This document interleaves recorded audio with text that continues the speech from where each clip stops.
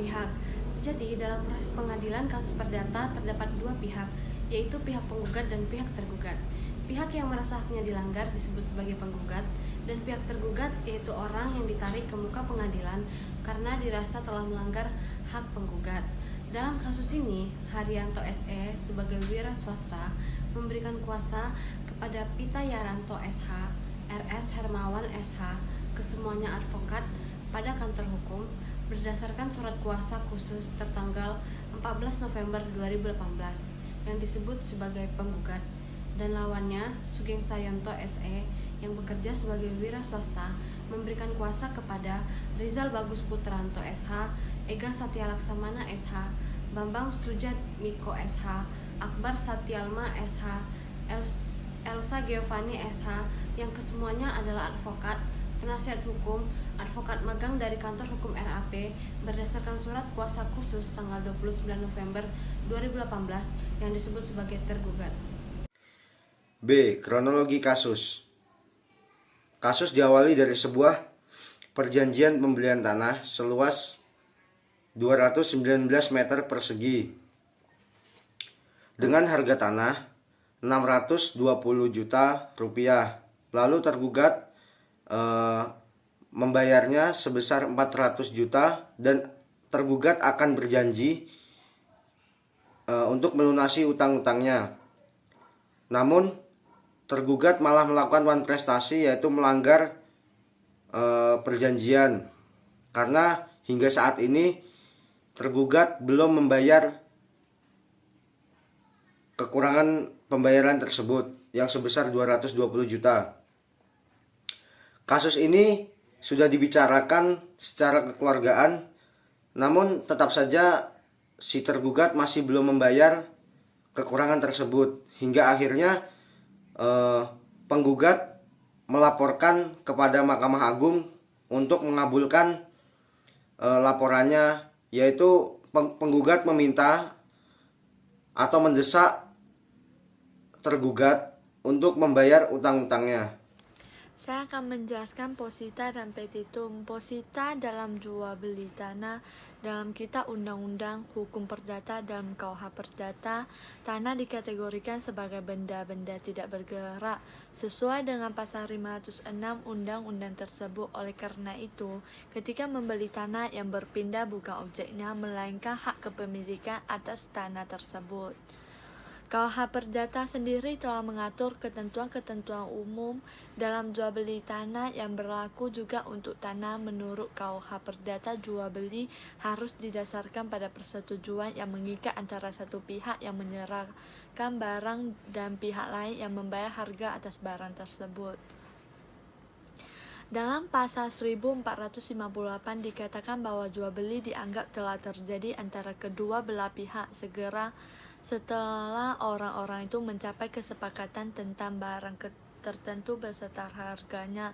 Meskipun barang itu belum diserahkan dan harganya belum dibayar, transaksi jual beli baru dikatakan sah apabila memenuhi 4 syarat yang diatur oleh pasal 1320 KUH Perdata, yaitu kesepakatan mereka yang mengikat dirinya, kecakapan untuk membuat suatu perikatan, suatu pokok persoalan tertentu, dan suatu sebab yang tidak terlarang. Sedangkan transaksi menjadi batal bila terjadi ketidaksetujuan dalam perjanjian, kekhilafan, atau adanya paksaan dalam menyetujui dalam pasal 1321 KUH Perdata. Petitum dari penggugat menyatakan tergugat telah melakukan one prestasi yang menyebabkan kerugian terhadap penggugat, menghukum tergugat membayar kekurangan harga jual beli tanah sejumlah 220 juta rupiah, menghukum tergugat untuk membayar ganti kerugian kepada penggugat sebesar 696 juta rupiah. Dengan perincian sebagai berikut: kerugian material keuntungan diharapkan 396 juta rupiah. Kerugian moral tekanan psikis berat yang bila dinominalkan senilai 300 juta rupiah. menghukum tergugat membayar uang paksa sebesar Rp500.000 per hari yang harus dibayar tergugat bila lalai melaksanakan putusan ini. Menyatakan putusan dapat dilaksanakan terlebih dahulu meskipun ada upaya hukum banding, kasasi maupun verjet, dan menghukum tergugat untuk membayar seluruh biaya yang timbul dalam perkara ini.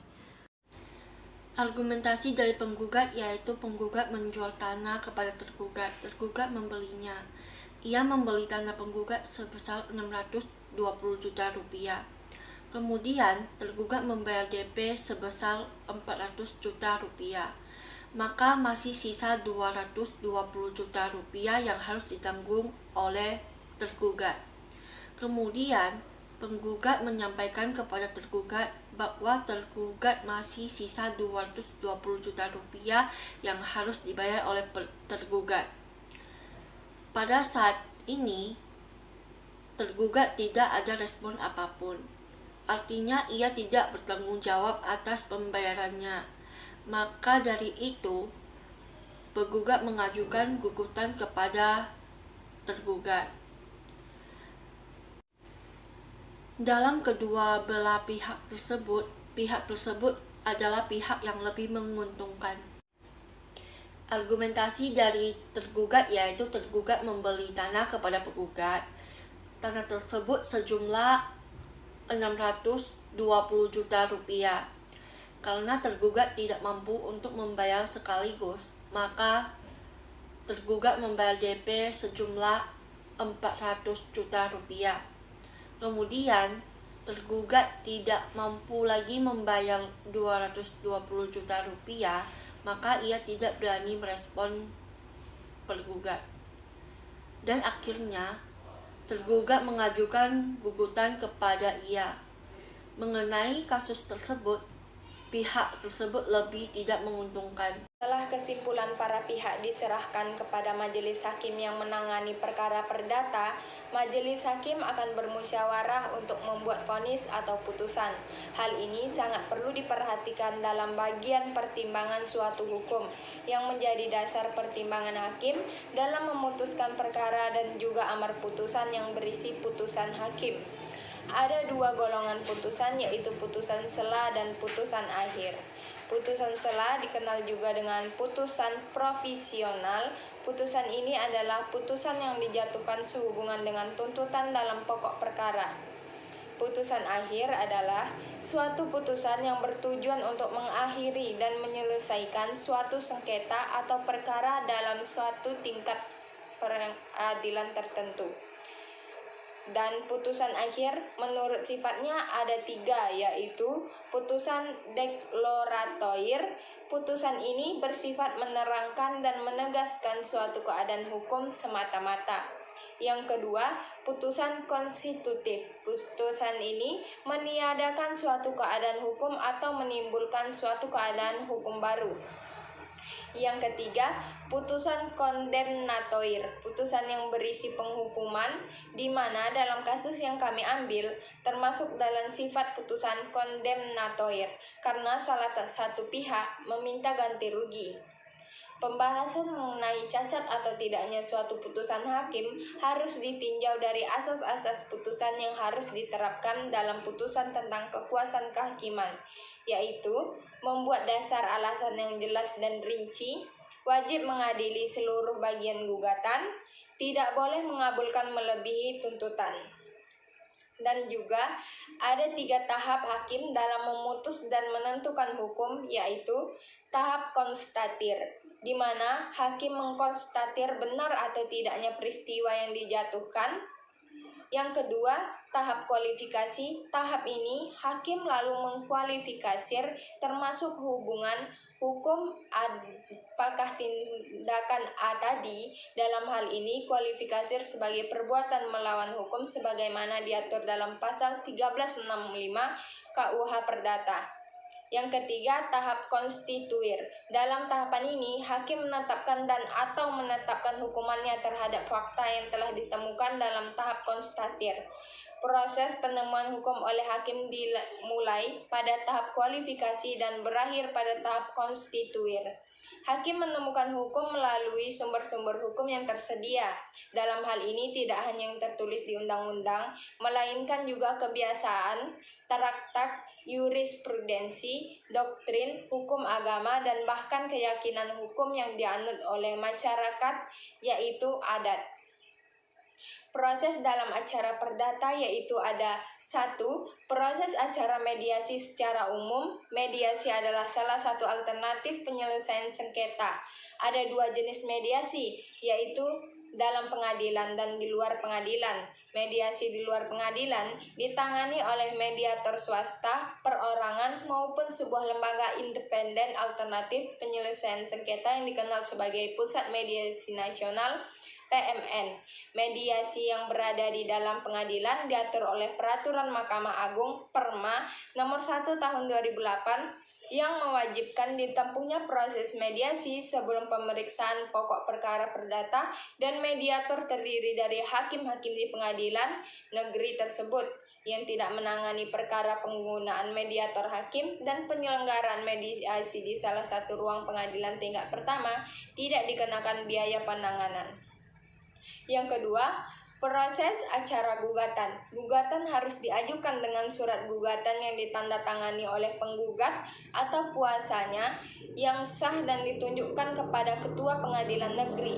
Gugatan yang disampaikan kepada pengadilan negeri kemudian akan diberi nomor dan didaftarkan dalam buku register setelah penggugat membayar biaya perkara yang besarnya ditentukan oleh Pengadilan Negeri Pasal 121 HIR. Bagi penggugat yang benar-benar tidak mampu membayar biaya perkara, hal mana harus dibuktikan dengan suatu keterangan dari kepala desa yang bersangkutan dapat mengajukan gugatan secara pro deo. Penggugat yang tidak bisa menulis dapat mengajukan gugatannya secara lisan di hadapan ketua pengadilan negeri yang akan menyuruhnya mencatat gugatan tersebut pada pasal 121 HIR. Proses acara permohonan harus diajukan dengan surat permohonan yang ditandatangani oleh pemohon atau kuasanya yang sah dan ditunjukkan kepada ketua pengadilan negeri tempat tinggal permohon.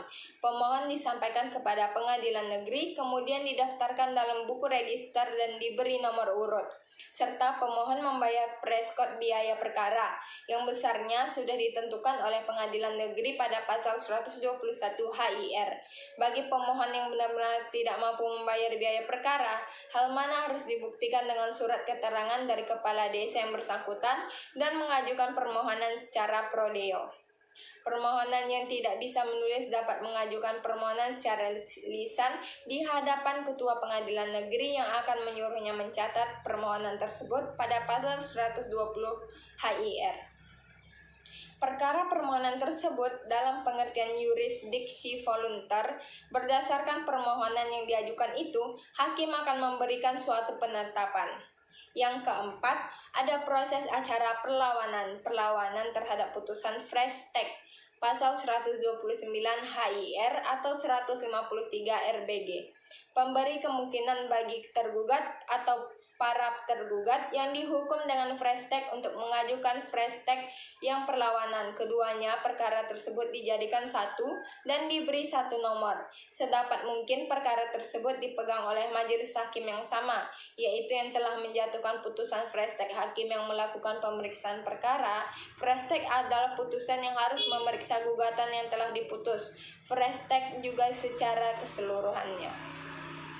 Dalam pokok perkara, menimbang bahwa oleh karena eksepsi tergugat dikabulkan, maka majelis hakim tidak akan mempertimbangkan lebih jauhnya pokok perkara dan oleh karena itu, gugatan penggugat harus dinyatakan tidak dapat diterima.